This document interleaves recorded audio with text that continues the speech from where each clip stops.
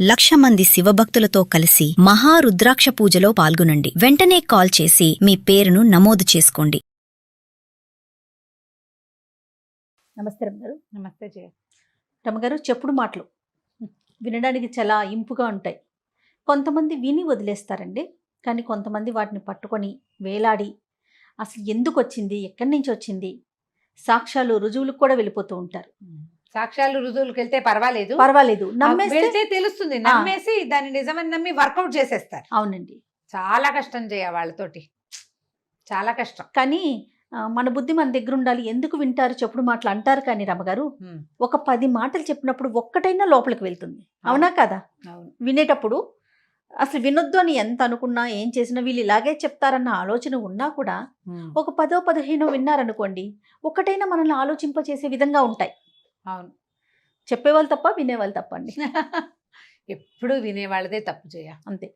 ఏదో పాత కథ ఇదివరకు చెప్పాను నేను. ఇట్లా జమీందార్ గారికి విపరీతంగా చెవులు నింపుతారు గుమాస్తాలంతా.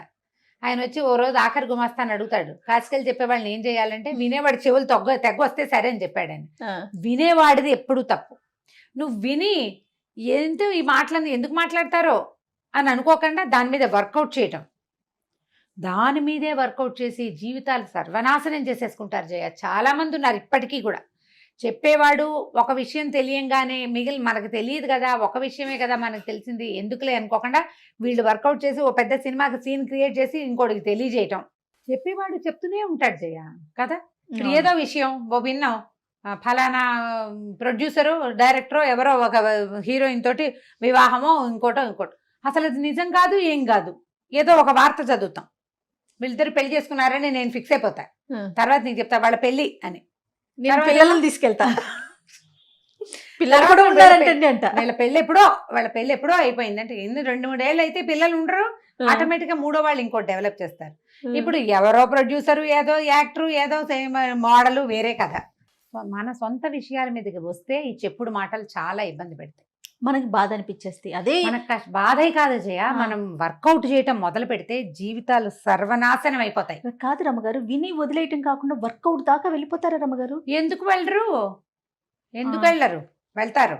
వెళ్ళే వాళ్ళు బోల్డ్ మంది ఉన్నారు. టికిల్ అవుతారు జనం మనం ఈ వాక్యాలు చెప్పాక. చూడు, వదినలో, మరుదులో, బావలో, అక్కయ్యలో, తమ్ముళ్ళో, ఫ్రెండ్సో చెప్పిన, మన పార్ట్నర్ మీద చెప్పినవి కానీ, మన అమ్మ మీద చెప్పినవి కానీ, మన నాన్న మీద చెప్పినవి కానీ, లేకపోతే మన వాళ్ళు ఎవరి చుట్టాల గురించి అయినా చెప్పినవి కానీ, మన ఫ్రెండ్స్ గురించి చెప్పినవి కానీ చెబితే నిజ నిర్ధారణలోకి వెళ్తే గోలైపోతుందని భయపడతారు.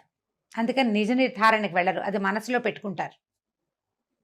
దాని మీద వర్కౌట్ చేయటం మొదలు పెడతారు. అవతల వాళ్ళు కనపడంగానే మనం ఎవరి గురించి చెడు వార్త విన్నామో వాళ్ళు కనపడేసరికల్లా వాళ్ళని సూటిపోటి మాటలు అంటాం. కొంతమంది వాళ్ళని అవాయిడ్ చేసేస్తారు, మొహం తప్పించేస్తారు.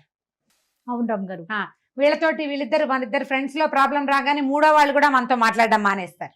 వీళ్ళు మాట్లాడనీకుండా చేసేస్తారు, ఏదో ఒకటి చేస్తారు. వాళ్ళు చెప్పిన మాట వినడం ఎంత తప్పు. చెప్పిన మాట అసలు వినకూడదు. నీ అంతటా నువ్వు తెలుసుకో నిజం. అది నువ్వు వాళ్ళు ఎంత స్పష్టమైన విషయం చెప్పినా సరే మనం సొంతంగా తెలుసుకోవాలి. లేదా అలా తెలిసిన విషయాల కోసము మన స్నేహాలు, మన సంబంధ బాంధవ్యాలు చెడగొట్టుకోకూడదు. పంచతంత్రంలో ఈ విషయం చెప్తాడు జయ. పంచతంత్రంలో చాలా రకరకాల మ్యాటర్స్ డిస్కషన్కి వస్తుంటాయి. అందులో చెప్తాడు దంతిల గోరంభుల కథ. భలే ఇంట్రెస్టింగ్గా ఉంటుంది. చిన్న కథే కానీ చాలా బాగుంటుంది. దీనికి సరైన కనెక్టివిటీ ఉంది. పూర్వం ఒక రాజుగారు భార్య, రాజ్యం బాగుండేది. ఆ రాజ్యంలో దంతిలుడు అని ఒక సంపన్న గృహస్థు ఉండేవాడు. దంతిలుడు ఏంటంటే రాజుకి అవసరమైనప్పుడు డబ్బు సప్లై చేసే ఫైనాన్షియర్ అనమాట. అతను ఫైనాన్సర్లు ఉంటారు కదా మనకి, అట్లా డబ్బులు సప్లై చేశాడు. రాజభవనంలోకి యథేచ్ఛగా రాకపోకలు ఉన్నవాడు. రాజుగారి సంగతులు ఇంచుమించుగా దంతిలుడికి తెలుసు. చాలా బాగా ఫ్రీగా తిరగలడు. మిగిలిన వాళ్ళకి పర్మిషన్లు అవి ఇవి కావాలి. ఈయన రాజుగారి దగ్గరికి ఏకంగా లోపలికి వెళ్ళిపోగలిగిన వాడు, అంతఃపురంలోకి కూడా వెళ్ళగలిగేంత చనువు ఉన్నవాడు. అయితే ఒకసారి ఏమైందట, ఆయన పెద్ద సభ ఏదో చేశాడు. చాలా గొప్ప ఫంక్షన్ చేసి ఇంట్లో రాజుని, రాణిని అందరినీ పిలుచుకుంటే ఈ రాజుగారి భవనంలో గోరంభుడు అని ఒకడు ఉండేవాడు. వాడు ఏంటి, కసువు ఊడ్చేవాడు. సమార్జనం చేస్తాడు, మార్జనమే ఊడుస్తాడు. ఊడ్చేవాడు ఏమైంది, వాళ్ళందరికీ బట్టలు పెట్టేట దంతిలుడు. భోజనానికి వచ్చిన వాళ్ళందరికీ దంతిలుడు భోజనం బట్టలు పెట్టి అందరినీ సత్కరించాడు. ఆ సమయంలో ఏమైంది, గోరంభుడు కొంతమంది బ్రాహ్మణ ఇది అంటే సన్మానం అది జరుగుతున్నప్పుడు ఇతను కూడా పోయి ఒక కుర్చీలో కూర్చున్నాడు. కూర్చునేసరికల్లా ఆయన ఆ లైన్లో వాళ్ళకి వీళ్ళకి పెడుతూ ఇతన్ని చూసి, ఏమిట్రా ఇక్కడ చేరావు, పద బయటికి అని కేకలేసి వాడిని తరిమేశాడు. తరిమేసరికల్లా గోరంభుడికి ఒళ్ళు మండిపోయింది. అవురా, నా అంతటి వాడిని నేను ఉడిచేవాడిని అయితే ఏమిటి, నేను ఓడపోతే అసలు ఇది శుభ్రంగా ఉంటుందా, నేను వెళ్ళి అక్కడ కూర్చుని నన్ను అవమానిస్తాడా, వీడికి ఇంత కొవ్వు ఎందుకు వచ్చింది, రాజుగారు యథేచ్ఛగా వీడికి ఇంట్లోకి వచ్చే అవకాశం ఇచ్చాడు కాబట్టి వీడికి ఇంత పొగరు, రాజు యొక్క సన్మానం వల్లే వీడికి గొప్ప వచ్చింది, రాజుకి వీడికి ఫ్రెండ్షిప్ గచ్చేద్దాం అనుకున్నాడు. అవకాశం, మంచి ఆలోచన. మంచి ఆలోచన అంటే వాడ తను చేసిన తప్పు వాడికి లెక్క పెట్టలా, అది అసలు తప్పుగా భావించటల్లా, అవతల వాడు తన్ని కేకలేయటమే తప్పు. నువ్వు చేసిన తప్పు అసలు లెక్క. ప్రతి వాళ్ళు అంతే కదా జయ, మనం చేసింది చిన్న విషయం, అవతల వాళ్ళు చేసింది చాలా పెద్దది, కొండంత. అలాగే అలాగే కనపడుతుంది. అన్నీ అంతే, ప్రతి విషయము మనదైతే ఇంత, ఎదురుగోళ్ళదైతే కొండంత. ఇది 100% ట్రూ రమ్మగారు. అక్కడి నుంచి ఏమైంది, ఒకరోజు కొద్ది రోజులు ఇలా గడిచిపోయినాక ఓ రోజు ఏం చేశాడు, పొద్దున్నే కొంచెం తాగేసి ఉంటాడు అతను, భంగు అవి తీసుకుంటారు ఈ పనివాళ్ళు, రాత్రిళ్ళంతా మెలకుగా ఉండడానికి చిన్న మాదక ద్రవ్యం తీసుకునేవాళ్ళు. ఈయన రాజుగారు పొద్దున్నే నిద్ర లేచేసరికల్లా వీడ పక్కనే ఊడుస్తూ అలా ముందుకెళ్తూ ఏమన్నాడంటే, ఆ రాణిగారిని కావలించుకున్నది ఎవరు, అంత గాఢంగా కావలించుకున్నాడు, దంతిలుడు కాదు, ఊరిని దంతిలుడికి రాణిగారు భలే దొరికింది అన్నాడు. రాజుగారు హడిలిపోయాడు. ఏమిటి, దంతిలుడు రాణిని కావలించుకున్నాడా, ఏమిట్రా గోరంభ, ఏమిటి వాగుతున్నావు అన్నాడు. అనేసరికల్, నేనా ప్రభు, ఏమిటో మద్యం మత్తులో ఏం మాట్లాడుతున్నానో మాద్యం ఎక్కువైంది ప్రభు, నాకు అది ఎక్కువైంది, అందుకని నేనేదో మాట్లాడినట్టున్నా, నాకేదో కలొచ్చినట్టుంది అన్నాడు. అనేసరికి రాజు అనుకున్నాడు, అవురా కవర్ చేస్తున్నాడు వీడు, ఇందాక నిజం మాట్లాడాడు, ఇప్పుడు కవర్ చేస్తున్నాడు. దంతిలుడికి మన ఇంట్లోకి ఫ్రీగా ప్రవేశం ఉంది, రాజ్యసభలోకి వచ్చేస్తాడు, అంతఃపురంలో కూడా వస్తాడు, రాణితో ఫ్రెండ్షిప్ చేస్తున్నాడు అనమాట. వాడు కావలించుకోకపోతే వీడికి కళ ఎలా వస్తుంది, అలాంటి కళ్ళు వస్తాయి ఎవరికైనాను. ఇప్పుడు వీడికే ఊహ ఉందనుకో, గోరంభుడికే ఎవరినైనా కావలించుకోవాలని ఊహ అంటే వాడికి అలాంటి కళ వస్తుంది, వాడికి దంతిలుడు రాణి గారి మీద కళ ఎలా వస్తుంది, చూశాడు వాడు, ఎంత ఊహించాడు, చూశాడు ఇది చూసిన దృశ్యం కాబట్టి వాడికి కల్లో వచ్చింది, వాడికి కలవరించేశాడు, ఆపుకోలేకపోయాడు వాడు. రాణిగారు దంతిలుతోటి స్నేహం చేస్తోంది అనేసరికి అది చాలా బిగ్ మ్యాటర్ కదా, పెద్ద విషయం. అది వీడు చూసేసరికల్లా అది ఆపుకోలేక ఇలా మాట్లాడాడని, అవురా దంతిలా నీ సంగతి ఇలా ఉందని ఇక దంతిని లోపలికి రానంటే మానేశాడు. ఆయన మాట్లాడడం మానిపారేశాడు. అంతకుముందు డబ్బులు ఎప్పుడు అవసరమైనా దంతిలుడికి కబురు పెట్టండి, దంతిలుడి ఏం లేదు, వాడి మొహం కూడా చుట్టాల. దంతిలుడికి మొదట్లో అర్థం కాల, రాజు తను చూడగానే మొహం ఇలా తిప్పేసుకుంటున్నాడు, రాణికి సైజ్ చేసినాడు వెళ్ళిపోని, ఆవిడ లేచి వెళ్ళిపోతుంది. అంతకుముందు ఎలా ఉన్నావు ఏమిటి అనేది ఏమీ లేదు, ఇప్పుడు ఆవిడ వెళ్ళిపోతుంది లోపలికి, ఈయనేమో మాట్లాడు. అంతకుముందు ఏదైనా వీళ్ళు అందరు సభలో కూర్చున్నప్పుడు ఏమంటావు దంతిలా అని ఒక సలహాకి అడిగేవాడు. ఇప్పుడు దంతిలుడు అసలు ఆయన ఎటు కూర్చుంటే అటు చూడడం మానేస్తున్నాడు రాజు. తర్వాత ఏమో ఏమిటి ప్రతి వాళ్ళని రాణిస్తున్నారు, దంతిలుడిని రానివద్దని ఒక అన్నాడని ఒక కర్ణాకర్ణి ఉవాచ. వీడికి అర్థం కాలేదు, దంతిలుడికి ఏం చేయాలో తెలియటల్లా. ఇతని డబ్బు వ్యవహారాలన్నీ రాజాస్థానంతో ముడిపడి ఉన్నాయి, వాళ్ళకి వ్యవసాయానికి ఇతనే డబ్బు ఇస్తాడు. మనకి ఇప్పుడు కూడా ఉన్నారు కదా బిగ్ షాట్స్, అవునండి, ప్రభుత్వ అవసరాలకు డబ్బులు ఇచ్చేవాళ్ళు. అవును, ఇతను అలాంటి వాడే. ఏం చేయాలి, ఏమైందో తెలియదు. సరే ఏమైంది, ఒకరోజు ఈయన రాజ్యసభలోకి పర్మిషన్ తీసుకోవాల్సిన పరిస్థితి వచ్చింది, వెళ్ళటానికి రెవెన్యూ వ్యవహారాలు ఏవో చూడాలి రమ్మన్నారు. రమ్మని ఒక కాగితం పంపారు. ఆ కాగితం పుచ్చుకుని వెళ్తుంటే ఈ గోరంభుడు ఎవరితోటో 2-3 మాట్లాడుతుంటే, చూడండోయ్ దంతిలుడు చూడు, మొన్నటిదాకా రాజుగారి స్నేహం ఎక్కువై ఆగలేకపోయాడు పెనం మీద పేలగింజలాగా, అంతే ఇప్పుడు తలకాయ దించుకుని వెళ్తున్నాడు, ఎవడి పరిస్థితి అయినా ఇంతే అన్నాడు. అనేసరికి ఆ వాక్యం ఇతని చెవులను పడింది. వాడు మామూలుగానే ఉన్నాడు, మద్యం మత్తు కాదు, తనని ఉద్దేశించే అంటున్నాడు.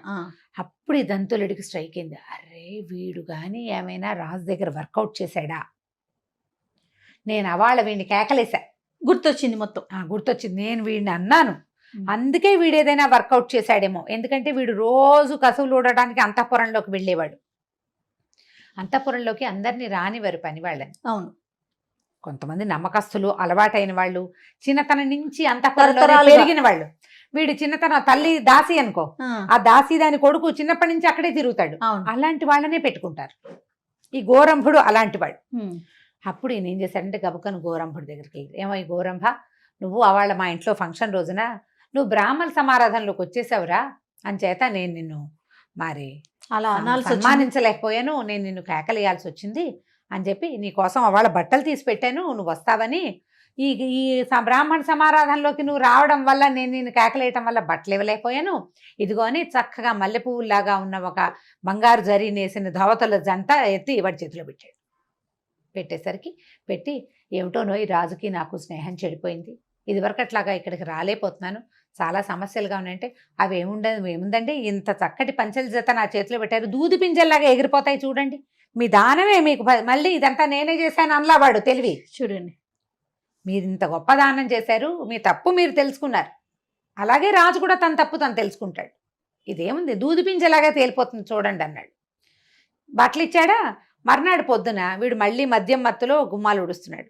ఊడుస్తూ ఏమంటున్నాడు, రాజుగారు అప్పుడే నిద్రలేచారు, అయ్యో రాజుగారు మల విసర్జన చేస్తూ దోసకాయలు తింటున్నాడు, ఏమిటో ఇలాంటి ఇదేం అలవాటు అన్నాడు.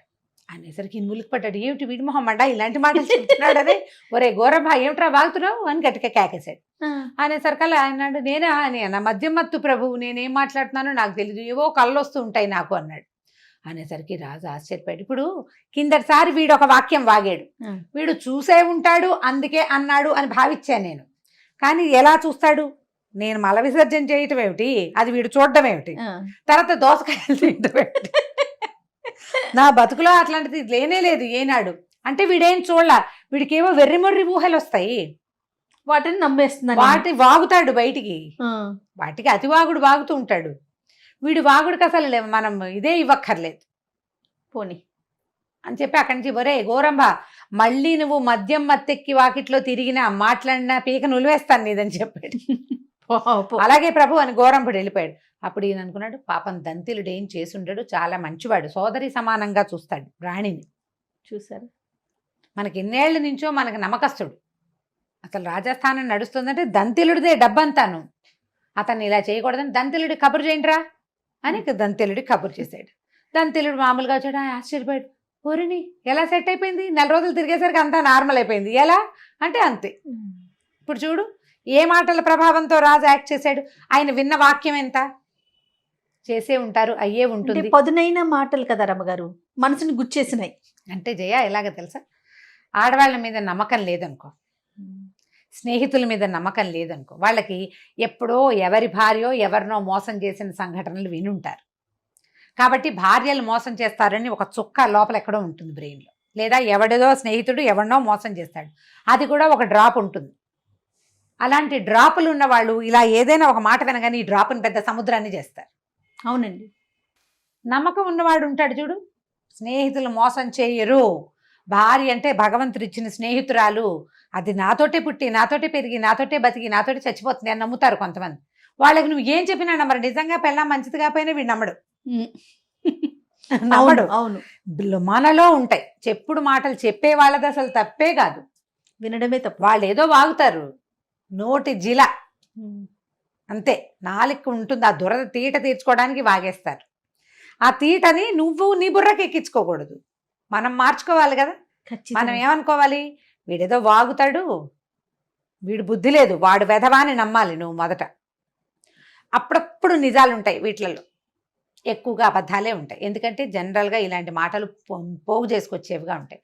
వాళ్ళకి ఏదో ఒక అభిప్రాయం కలుగుతుంది, దానికి వర్కౌట్ చేయడానికి వాళ్ళకు 2-3 సంఘటనలు కనపడతాయి, అది ఎత్తి నీ తలలో పోసేస్తారు, ఆ ద్రాక్షాసవం అంతా నీ తలకి ఎక్కిపోకూడదు. అది ప్రతిసారి మనం పూర్తిగా సాకల్యంగా తెలుసుకుంటే కానీ దేన్ని వర్కౌట్ చేయకూడదు. దైనందిన జీవితంలో ఇవి మనకి తగులుతూనే ఉంటాయి.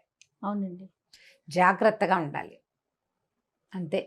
ఖచ్చితంగా తగులుతూనే ఉంటాయండి, ఎవరికో ఒకరికి ఏదో ఒక రూపం. ఇప్పుడు రాజుగారు దంతిలుడిని దూరం పెట్టాడు, రాణి గారిని దూరం పెట్టుంటే సమస్య వచ్చేది కాదు. మన దగ్గర మనం ఎంతమంది ఉన్నారు ఇట్లా. అవునండి, అనుమానాలతో పెళ్ళాలని దూరం చేసుకునేవాళ్ళు, భర్తల్ని దూరం చేసుకునేవాళ్ళు. అవును కదా. కానీ ఇంకా కనీసం సాధ్యాసాధ్యాలు పోనీ మనసుకి ఎక్కించుకున్నా అది నిజమా కాదా అని ఎంక్వైరీ అన్నా చేసుకుంటే బాగుంటుంది. బాగుంటుంది కనీసం. అంత దాకా పోరేమో బహుశా అనుమానం వచ్చేసిన వర్కౌట్ చేసుకుంటూ ఉంటారు. ప్రతి సంఘటనని దానికే ముడిపెడతారు, లింక్ పెట్టుకో. అవునండి. ఎలా అంటే నిన్న మనం దేవుడు వినాయకుడి గుడికి వెళ్తూ దారిలో వినాయకుడికి దండం పెట్టలేదు కాబట్టి ఇవాళ పొద్దున్న జారిపడ్డామని. నిన్న దండం పెట్టలేదు అందుకే ఇవాళ జారిపడ్డాం. నిన్న నువ్వు దండం పెట్టకపోతే వినాయకుడు నిన్న పొద్దున నిన్ను ఎత్తి మీద ఎందుకు ముట్టాడు కాదు? ఆయన నిన్ను ఏదైనా చేయదలుచుకుంటే ఇవాళ దాకా టైం కావాలా భగవంతుడికి? మరి అక్కర్లా. కానీ మనం దీన్ని తీసిపోయి దానికి పెడతాం, లింక్ పెట్టుకుంటాం. అట్లా అంతే. ఇట్లానే లింక్ పెట్టేసుకుంటూ ఉంటారు. ప్రతిదానికి లింక్ పెట్టుకుని ఆలోచించి ఈ విన్న విషయాన్ని పెద్ద చేస్తారు, గోరంతలు కొండంతలు చేసుకుంటారు. చెప్పుడు మాటలు చెప్పొద్దు, వినొద్దు. అంతే కదా రమ్మ గారు? అంతే. రైట్. నమస్తే అండి. నమస్తే.